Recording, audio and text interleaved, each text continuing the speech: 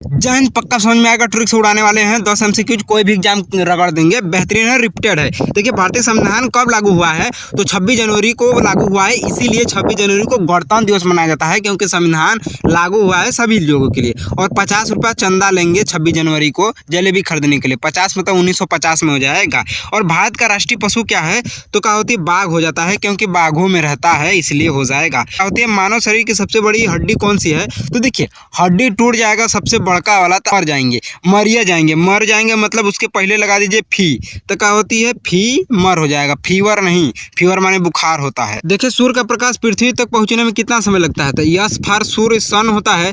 इसको ऐसे कर देंगे तो 8 मिनट। तो क्या होती है? 8 मिनट 8 दूना कितना होता है? 16। तो 8 मिनट 16 सेकेंड लगता है, ठीक। और कहीं कहीं 8 मिनट 20 सेकेंड दिया रहता है। तो 8 मिनट 16 या 20 दोनों ऑप्शन में से जो दिया रहेगा, एक ही दिया रहेगा, इनमें से वही होगा, ठीक।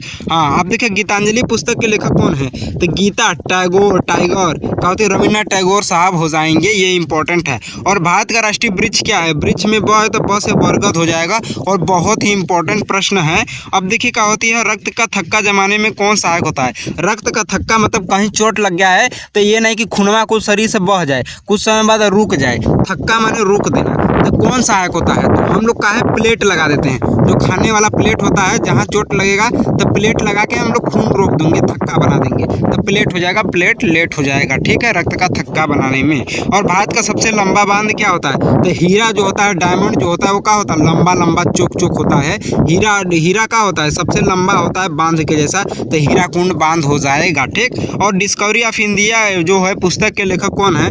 तो भारत के प्रथम प्रधानमंत्री पंडित जवाहरलाल नेहरू साहब ही क्या होते हैं? इंडिया के प्रथम प्रधानमंत्री थे, इसीलिए डिस्कवरी ऑफ इंडिया हो जाएगा पुस्तक के लेखक, ठीक है। सबसे हल्की धातु कौन सी है? वो डिस्कवरी ऑफ इंडिया ये पुस्तक है, उनके लेखक पंडित जवाहरलाल नेहरू साहब है। और सबसे हल्की धातु क्या है?